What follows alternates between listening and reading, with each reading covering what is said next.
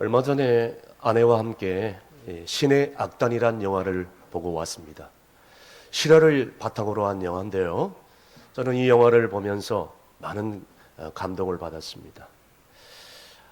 신앙의 자유가, 종교의 자유가 허락된 이 나라에 산 것이 어떻게 보면 당연한 것 같은데 하나님의 은혜라는 것을 다시 한번 새삼 깨닫고 돌아오는 시간이 되었습니다.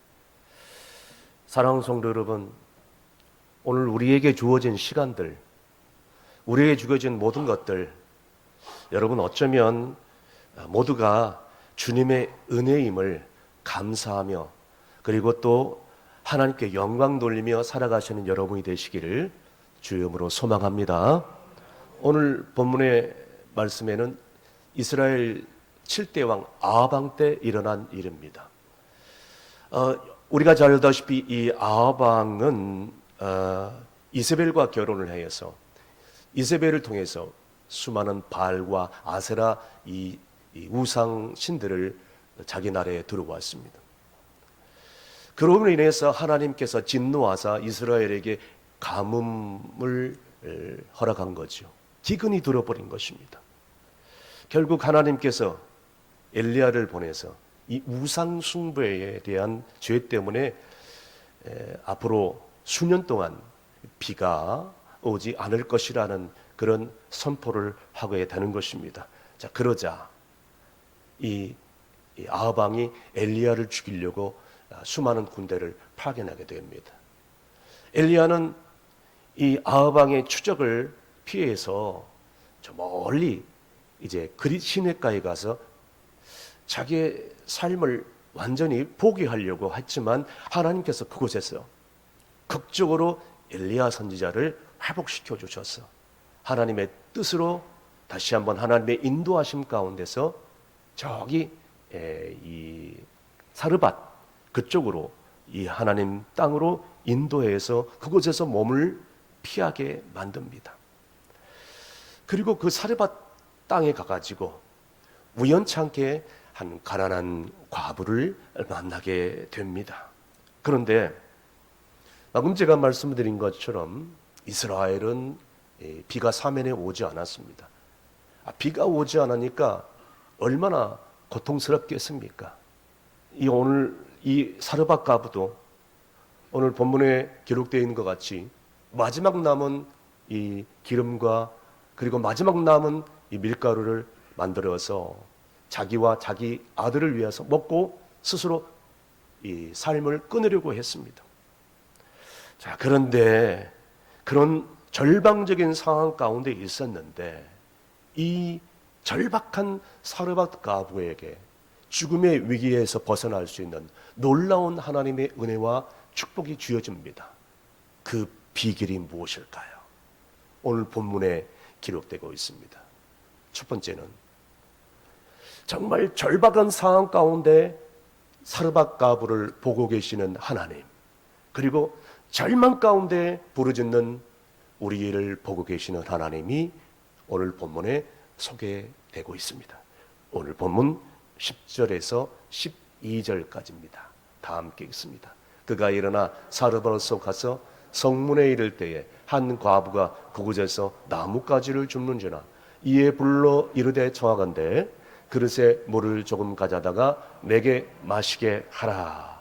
그가 가지러 갈 때에 엘리야가 그를 불러 이르되 청하건대 내 손에 떡 한 조각을 내게로 가져오라. 그가 이르되 당신의 하나님 여호와께서 살아계심을 두고 맹세하노니 나는 떡이 없고 다만 통에 가루 한 움큼과 병에 기름 조금뿐이라. 내가 나뭇가지 둘을 주어다가 나와 내 아들을 위하여 음식을 만들어 먹고 그 후에는 죽으리라. 아멘. 사르밧 과부는 내가 이 작은 그 떡덩어리 음식을 만들고 그리고 이제는 나와 내 아들을 위해서 이 음식을 만들어 먹고 그 후에는 죽으리라고 이렇게 할 정도로 아주 그런 절박한 상황 가운데 있었다는 것입니다.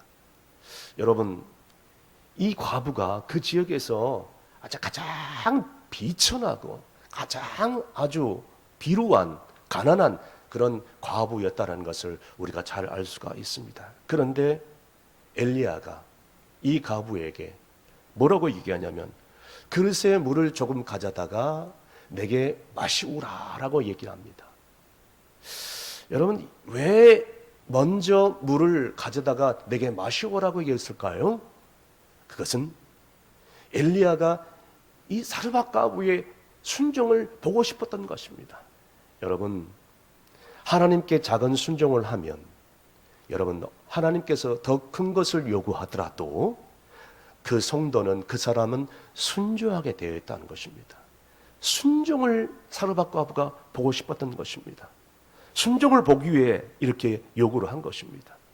만일 이 과부가 이것을 요구하는 엘리야를 보면서 힐끔 쳐다보면서 아니 왜 이 많은 사람들 가운데서 이 지역에 왜 하필이면 우리 집에 방문해서 왜 나에게 이런 어려운 요구를 하느냐, 왜 어려운 그런 일들을 내게 맡기냐라고 얘기하면서 바로 집으로 그냥 휙 하고 돌아가 버렸다면 이 사르밧 과부는 놀라운 하나님의 축복을 맛볼 수가 없었을 것입니다.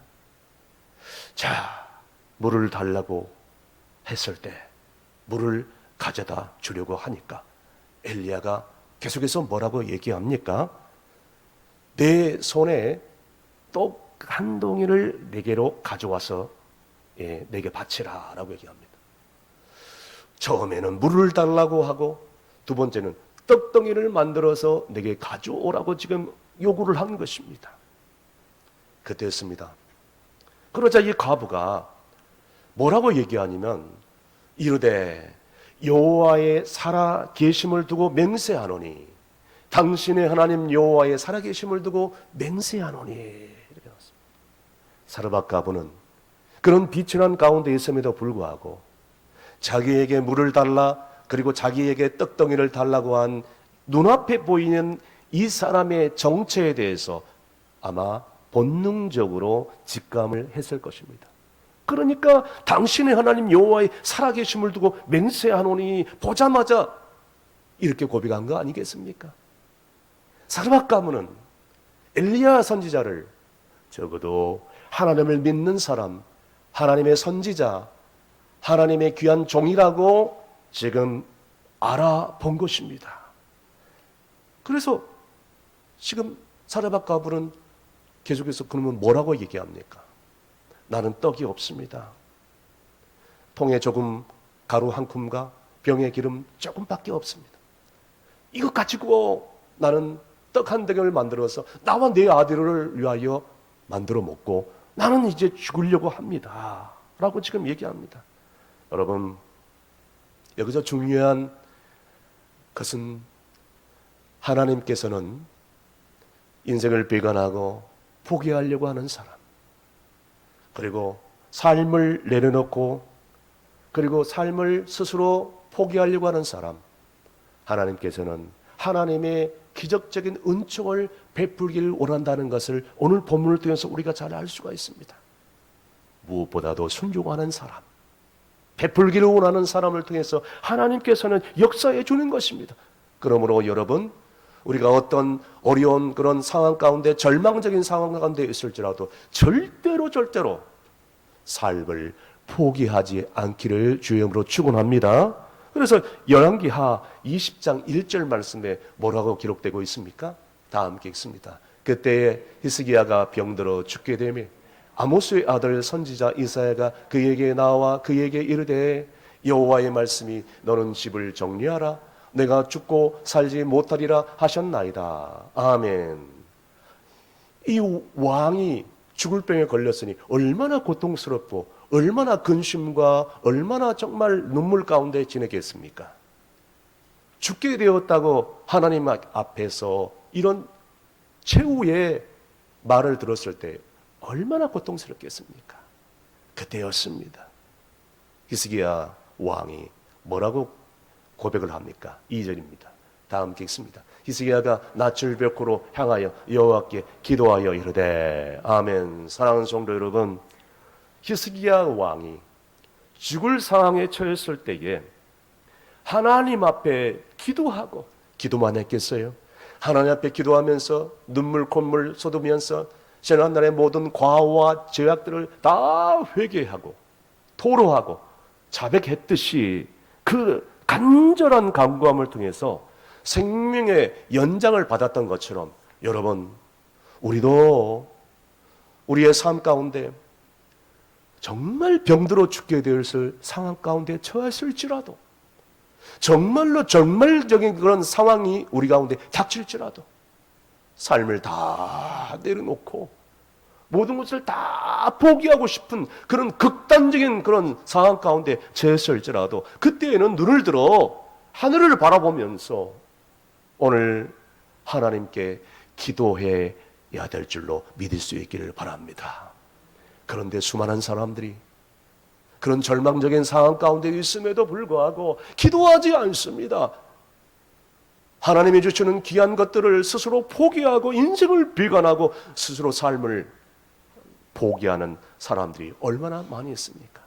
여러분 보세요. 세상 사람들은 삶을 비관하고 내 인생의 밑바닥까지 내려가서 밑바닥을 쳐다보고 있지만, 여러분, 예수 그리스도를 믿는 사람들은 그게 아니잖아요. 하버드 대학을 나오고 똑똑하고 높은 지위에 올라갈지라도, 많은 재물과 많은 소유물을 가졌을지라도 하나님이 안 계시면 여러분 절망 가운데 언제든지 빠질 수밖에 없다는 것입니다.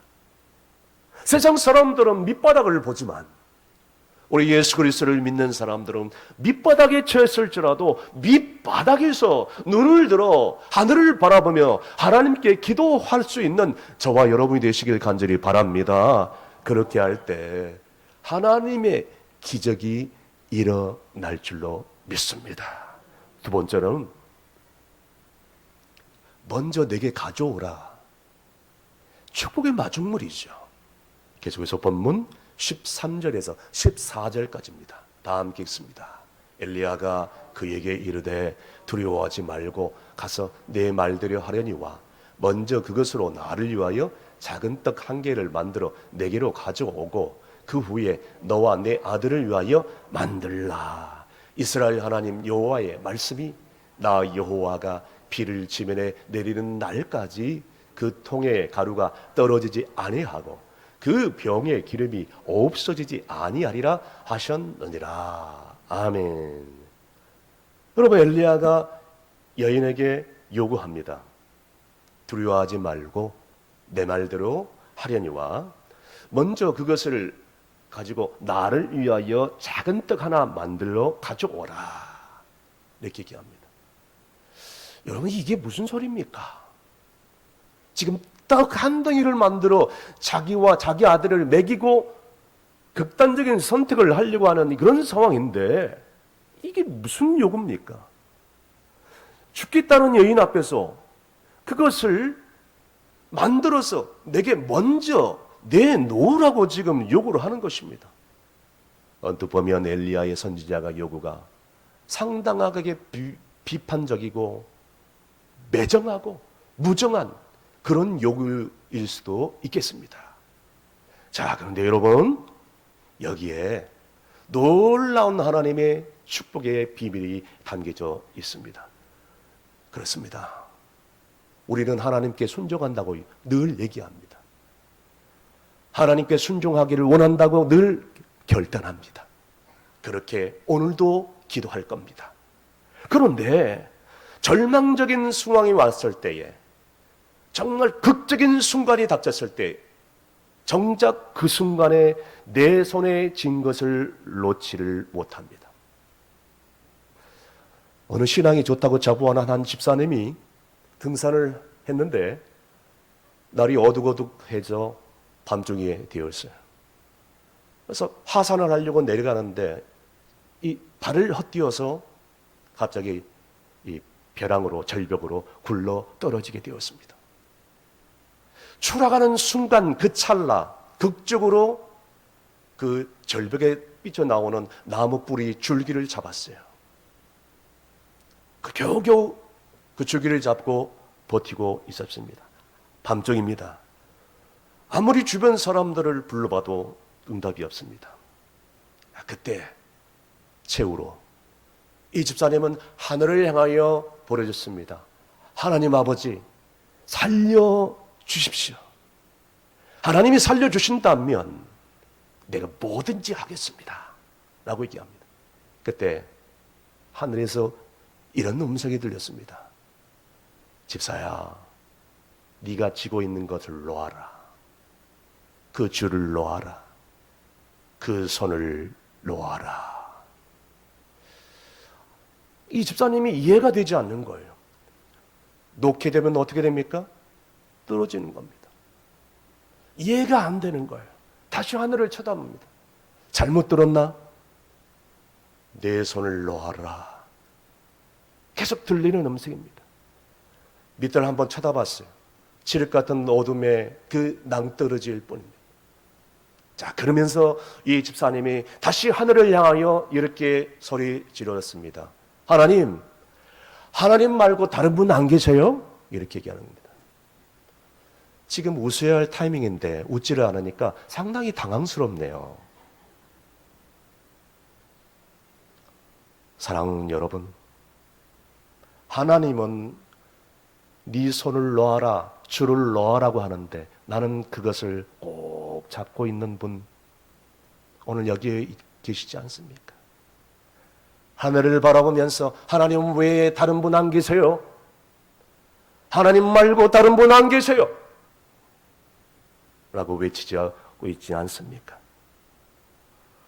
오늘 사르밧가부에게 이 말씀하신 엘리야의 명령은 바로 손을 놓으라는 음성이에요.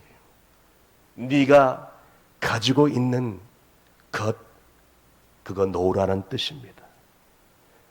그런데 오늘날 우리는 하나님을 바라보면서 하나님 다른 분 안 계세요? 하나님 다른 분 안 계십니까? 다른 분을 찾고 있습니다. 다른 것을 찾고 있어요. 다른 것을 의지하고 있는 것이에요.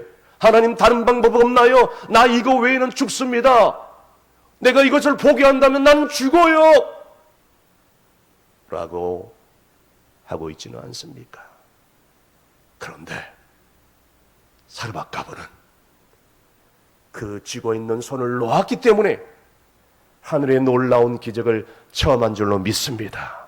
여러분, 엘리야가 왜 이 여인에게 있는 그 마지막 양식을 빼앗으려고 했습니까?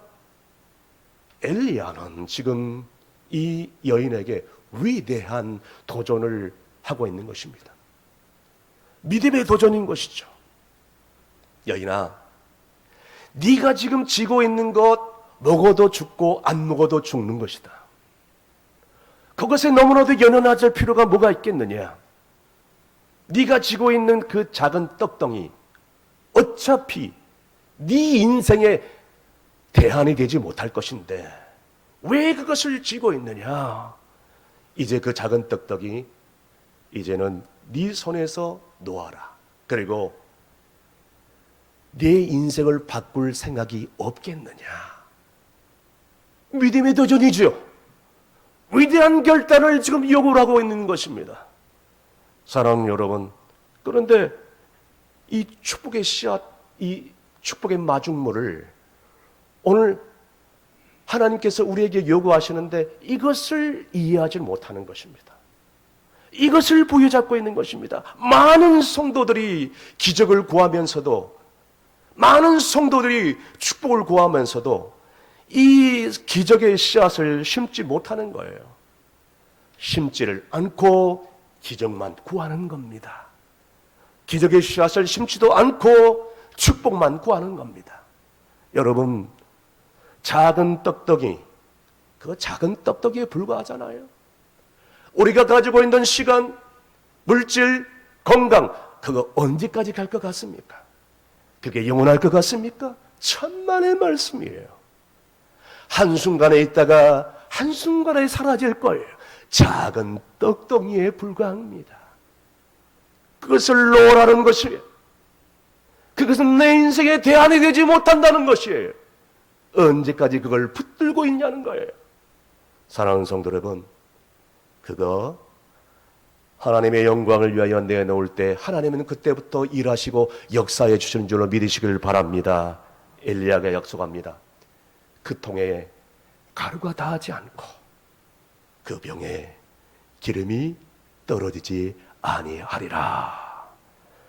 여러분, 이것은 엘리야의 개인적인 그런 약속이 아니라 이스라엘 하나님, 여호와 하나님, 오늘 나의 하나님이 약속하신 그 약속인 것입니다.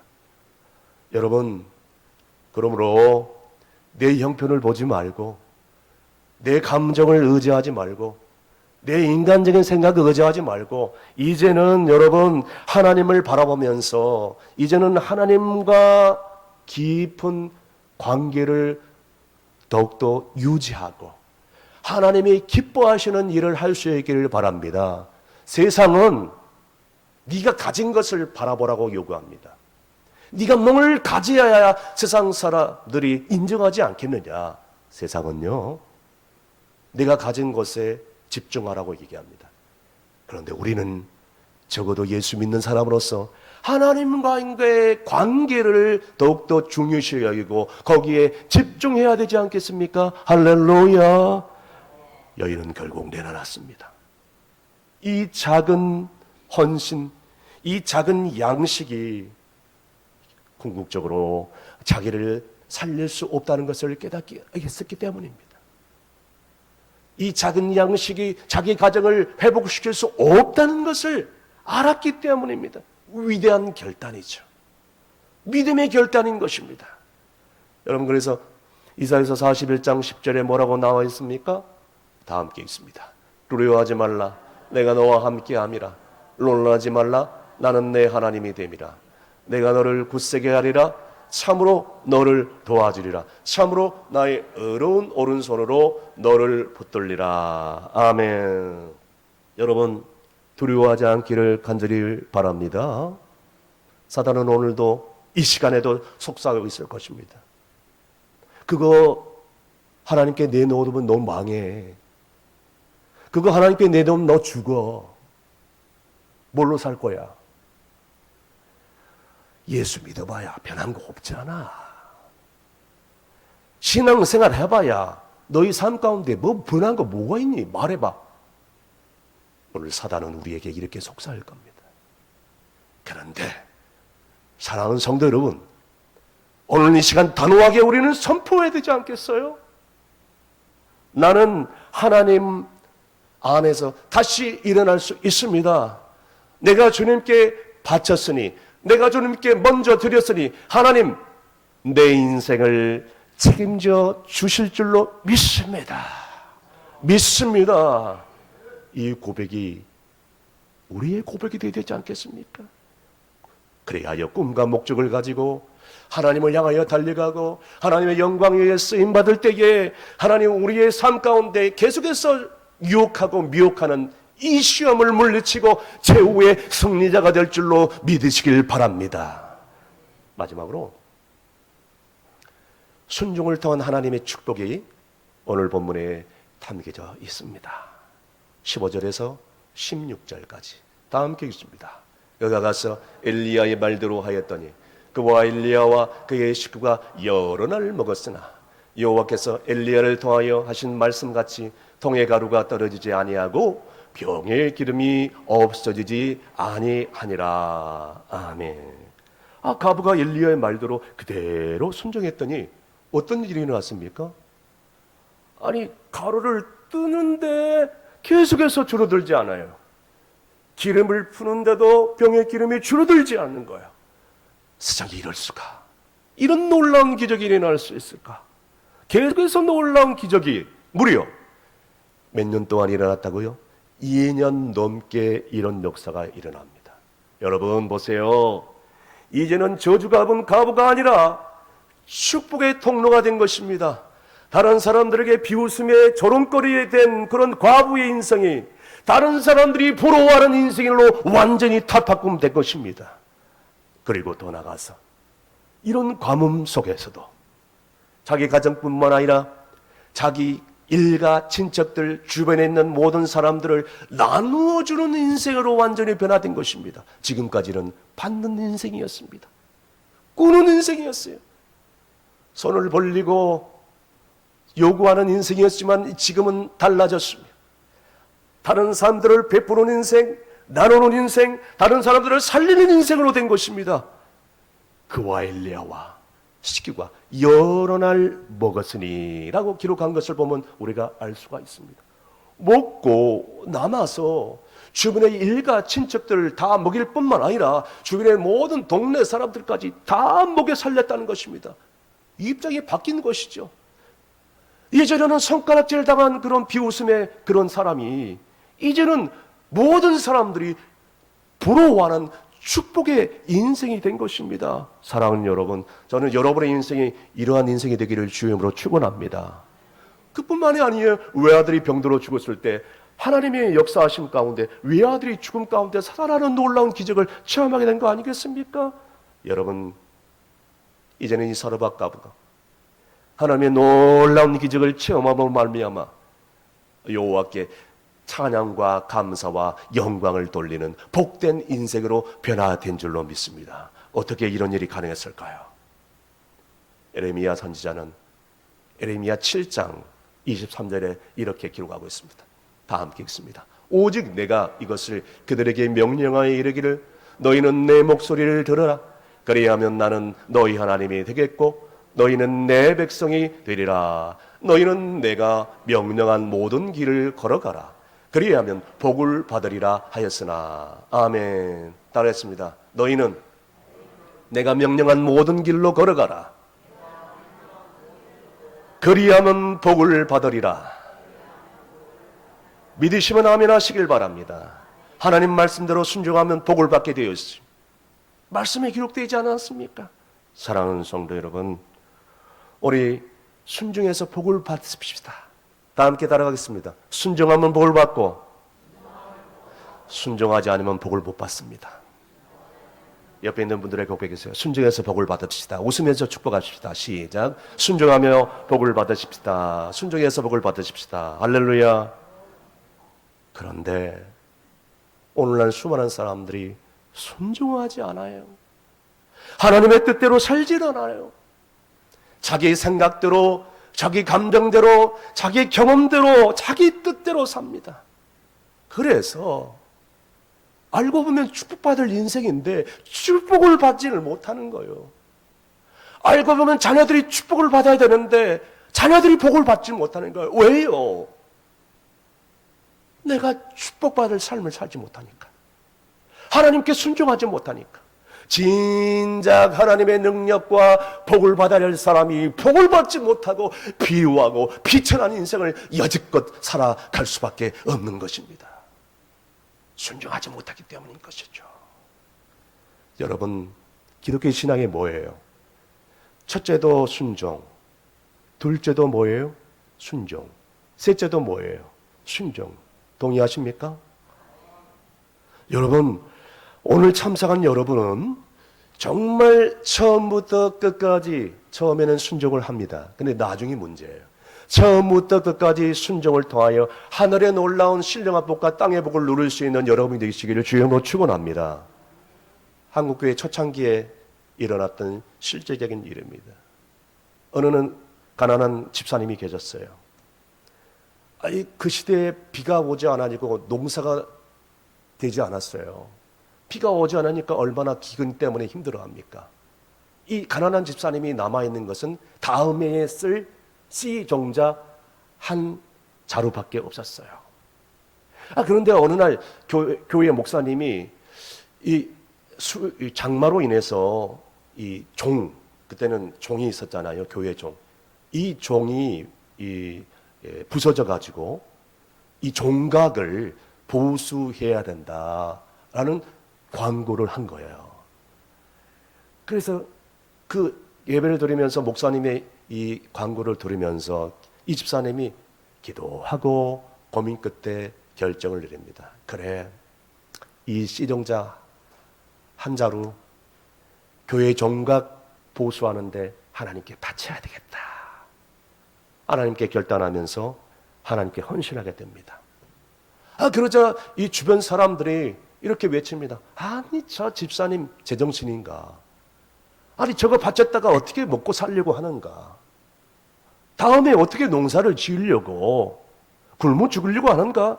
다들 비아냥거리고 혀를 찹니다. 그런데 이 집사님은 그렇게 비아냥거리고 비웃는 사람들에게 그렇게 고백합니다. 땅에 심는 씨앗보다 저는요 하나님 나라에 귀한 심는 씨앗이 더 확실하다고 믿었기 때문에 이렇게 헌신합니다. 신기하게도 그 해해 겨울 그 집사님이 뜻밖의 그 집사님 자녀들이 좋은 그런 직장 일자리에 취직해 해서 들어가요. 그뿐만 아니라 그 다음에 농사를 짓는데 그 주변에 있는 사람들이 도와줘요. 이거 갖다 주고 저거 갖다 주고. 그래서 씨앗을 나눠줘 가지고 평소보다 더 많은 두세 배의 그 농사 수확물을 얻게 된 것입니다. 할렐루야. 여러분, 사르밧 과부가 마지막 가루를 엘리야에게 준 것은요, 이 집사님처럼 작은 종자 씨앗을 드린 것과 마찬가지예요. 하나님께 드린 것이죠. 여러분, 내 계산으로는 죽을 것 같아요. 계산기 두드려보면 이것 바치면 망할 것 같아요. 그러나 하나님께 바치면, 하나님께 드리게 되면 이것이 결코 마르지 않는 샘물이 되는 거예요. 이 집사님은 이걸 알았다는 거예요. 사르밧 과부도 이것을 알았다는 거예요. 그러니 주저하지 않고 바치게 된 것입니다. 말씀의 결론을 내립니다. 사랑하는 성도 여러분, 조그만 뜻이라도, 조그만 음성이라도 이것이 하나님께서 기뻐하시는 거라면 당장에 순종할 수 있기를 바랍니다. 마음을 다하고 성품을 다하고 뜻을 다하여 하나님의 뜻을 쫓고, 그리고 내 재산, 내 재물, 내 건강, 내 은사 무엇 하나라도 하나님의 영광을 위하여 바쳐진다면, 하나님의 나라를 위하여 귀하게 쓰임받을 수 있다면 하나님께서는 그 작은 일에 순종하는 사람에게 더 큰 놀라운 몇백 배의 축복의 기적을 약속해 주신 줄로 믿으시길 바랍니다. 그렇기 때문에 중요한 것은 우리가 축복을 받기 전에 제일 먼저 해야 될 일은 순종하는 훈련인 줄로 믿으시길 바랍니다. 부디 작은 일에라도 순종해서 우리 당대의 우리 자손들에게 하나님의 놀라운 축복의 은혜가 임하는 저와 여러분이 되시기를 주의 이름으로 축원드립니다. 기도하시겠습니다. 놀라운 축복의 문을 열어주시는 우리 하나님 아버지, 오늘 사르밧 과부의 절박한 심정을 통해 우리의 모습을 살펴봅니다. 우리 역시 우리의 삶 가운데 통의 가루 한 줌, 병의 기름 조금밖에 남지 않는 것 같은 결핍과 가뭄 속에 살고 있지는 않습니까? 이제 이것 먹고 죽으리라고 말할 수밖에 없는 상황과 절망의 끝자락에서 불안과 우울과 어둠 가운데서 떨고 있지는 않습니까? 오 주여, 이 시간 우리에게 사르밧 과부의 결단을 허락하여 주시옵소서. 어차피 내 인생 이것이 대안이 되지 못하는 것, 이 작은 양식, 내가 움켜쥐고 있는, 끝까지 쥐고 있는 이 썩어지 없어질 것들에 대해서 과감히 하나님 앞에 내려놓게 하여 주옵소서. 두려워하지 말라는 주님의 음성을 듣게 하여 주시고, 내 상식과 계산을 뛰어넘어 하나님 말씀 앞에 먼저 순종하는 용기를 더하여 주시옵소서. 그리하여 우리 작은 떡 하나를 하나님께 내어놓을 때에 비가 지면에 내리는 날까지 통에 가루가 닿지 않고 병의 기름이 없어지지 않는 놀라운 채우심의 기적을 우리의 삶 가운데 맛보게 도와 주옵소서. 그리하여 얻어먹는 인생이 아니라 나누어주는 인생으로, 손가락질 받는 인생이 아니라 축복의 통로가 되는 인생으로 우리를 변화시켜 주시옵소서. 믿사오며 예수님의 이름으로 기도함나이다. 아멘.